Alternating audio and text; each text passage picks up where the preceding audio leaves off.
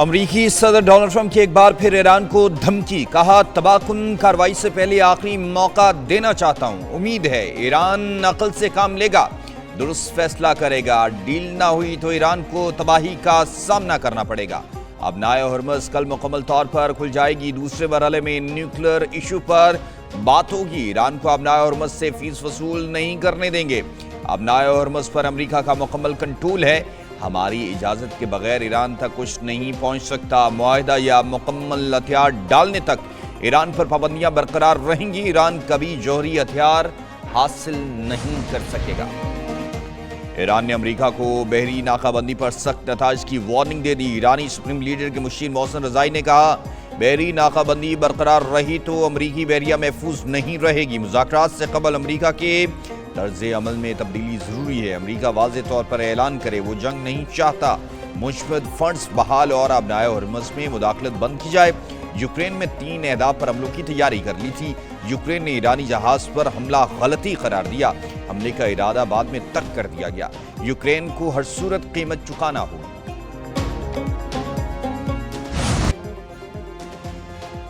پاکستان باقر قالیباف اور عباس عراقچی کو سرکاری دعوت نامے بھیجنے کی تیاری کر رہا ہے، العربیہ کا دعویٰ، کہا پاکستان کی جانب سے ایرانی حکام کو دورے کی دعوت مذاکرات سے متعلق ہے، نائب وزیر اعظم اسحاق ڈار کا ایرانی وزیر خارجہ عباس عراقچی سے ٹیلی فونک رابطہ ہوا، خطے اور مقبوضہ یروشلم کی صورتحال پر تبادلہ خیال، اسحاق ڈار کی عباس عراقچی کو جلد پاکستان کے دورے کی دعوت، سعودی وزیر خارجہ فیصل بن فرحان کا بھی ایرانی منصب عباس عراقچی سے ٹیلی فونک رابطہ، خطے کی صورتحال اور کشیدگی میں کمی کے لیے سفارتی کوششوں پر گفتگو، فیصل بن فرحان نے قطر اور اردن کے وزراء خارجہ سے بھی رابطے کیے، تینوں ملکوں نے بحیرہ احمر میں آزادانہ جہاز رانی کی بحالی پر بھی اتفاق کیا۔ امریکی صدر ڈونلڈ ٹرمپ کی مقبولیت 35% رہ گئی، برطانوی خبر ایجنسی رائٹرز اور تحقیقاتی ادارے ایپسوس کے سروے رپورٹ کے مطابق ایران جنگ کے بعد توانائی کی قیمتوں میں اضافے نے عوامی رائے پر اثر ڈالا، 37% ووٹرز نے معیشت کے لیے ڈیموکریٹس کو بہتر قرار دیا، 36% ووٹرز نے معیشت کے بہتر انتظام کے لیے ریپبلکن کی حمایت کی، ڈیموکریٹس کو معیشت کے حوالے سے ایک دہائی میں پہلی بار ریپبلکن پر برتری، 42% ووٹرز کا ڈیموکریٹس، 37% کا ریپبلکن کو ووٹ دینے کا ارادہ، وسط مدتی انتخابات میں ریپبلکن پارٹی کو برتری برقرار رکھنے کا مسلم لیگ نون اور پاکستان پیپلز پارٹی میں تلخیاں بڑھنے لگیں، بلاول بھٹو نے تبل جنگ بچا دیا، چیئرمین پیپلز پارٹی کی کشمیر الیکشن میں شکست پر نون لیگ پر لفظی تیروں کی بارش، انتخابات کو گولی اور قاتل الیکشن قرار دے دیا، کہا کشمیر کے غیور غیرت مند اور بہادر عوام کو سلام پیش کرتے ہیں، عوام نے دلیری کے ساتھ مسلم لیگ نون کی دھونس اور دھاندلی کا مقابلہ کیا، میرپور اور مظفر آباد میں جو سیٹیں چوری کی گئیں وہ واپس لیں گے، پیپلز پارٹی ہمت نہیں آتی، پیچھے ہٹیں گے نہ میدان۔ مسلم لیگ نون نے آزاد کشمیر الیکشن میں سادہ اکثریت حاصل کر لی، وفاقی وزیر اطلاعات عطا تارڑ کہتے ہیں کہ نون لیگ کی فتح مخالفوں کو ہضم نہیں ہو رہی، شرجیل میمن نے بے بنیاد الزامات لگائے، دھاندلی کے ثبوت نہیں دیے، عوام نے تعمیر و ترقی کی بنیاد پر مسلم لیگ کو ووٹ دیا، پیپلز پارٹی گلگت کی طرح نون لیگ کو بھی کشمیر الیکشن کی مبارکباد دے، مشیر وزیر اعظم رانا ثناء اللہ نے کہا کہ دوسرے مرحلے میں مسلم لیگ نون کو 14 نشستوں پر کامیابی ملی، مجموعی طور پر 45 میں 23 کا نمبر نون لیگ نے حاصل کیا، آزاد کشمیر میں شفاف الیکشن ہوا، عوامی مینڈیٹ سے حکومت بنے گی، نواز شریف کا کشمیریوں سے کیا گیا وعدہ پورا ہوگا۔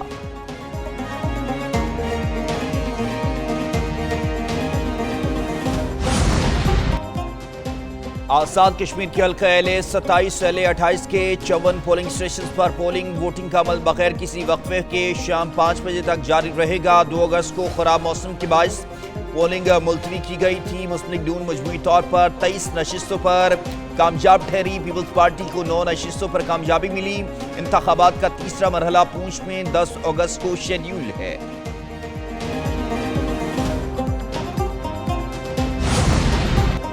وزیر اعظم شہباز شریف سے وزیر داخلہ محسن نقوی کی یہاں ملاقات، ذرائع کے مطابق ملاقات لاہور میں وزیر اعظم شہباز شریف کی ماڈل ٹاؤن رہائش گاہ پر ہوئی، وزیر اعظم سے وزیر داخلہ کی ملاقات 1 گھنٹے سے زائد وقت تک جاری رہی،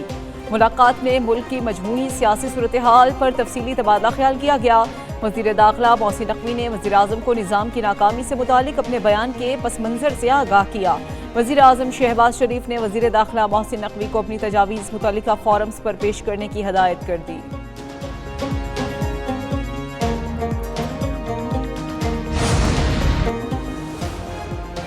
पाकिस्तान और ईरान का दो तरफा तिजारत 10 अरब डॉलर तक बढ़ाने के अज़्म का इरादा। पाक ईरान 10वीं मुश्तरका तिजारती कमेटी का इजलास हुआ। वफाकी वज़ीर तिजारत जाम कमाल ने कहा कि बरादराना ताल्लुकात को मजबूत मुआशी शराकतदारी में बदलना वक्त की ज़रूरत है। सरहदी लॉजिस्टिक्स, कस्टम्स और कार्गो रुकावटों का खात्मा नागुज़ीर है। मुश्तरका सरहदी मंडियों से पाकिस्तान ईरान दो तरफा तिजारत में नुमाया इजाफा होगा। मुश्तरका तिजारती रोड मैप इक़्तिसादी ताउन को नई बुलंदियों तक ले जाएगा। ईरानी वज़ीर का कराची गवादर के ज़रिए इलाकाई तिजारत बढ़ाने की ख्वाहिश का इज़हार।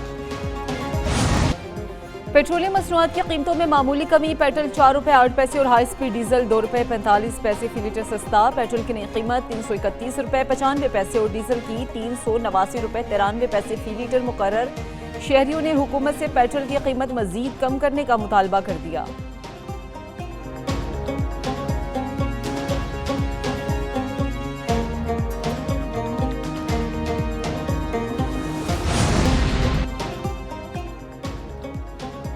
लाहौर के इलाके खासियाबाद में ज़हनी मासूर बच्ची से मुबैना ज़्यादती का वाक़या। वज़ीर आला पंजाब मरीम नवाज का सख्त एक्शन, पूरा थाना मुअत्तल कर दिया। SHO इंचार्ज इन्वेस्टिगेशन समेत खासियाबाद थाने का तमाम मामला क्लोज लाइन कर दिया गया। पुलिस के मुताबिक ज़हनी मासूर बच्ची को ज़्यादती का निशाना बनाने वाले थानेदार को मुकदमा दर्ज करके पहले ही गिरफ्तार किया जा चुका है। थाने के कमरा नंबर 4 में बच्ची की मौजूदगी पर अहम सवालात उठने लगे। बच्ची के चचा के मुताबिक बच्ची की गुमशुदगी की इत्तला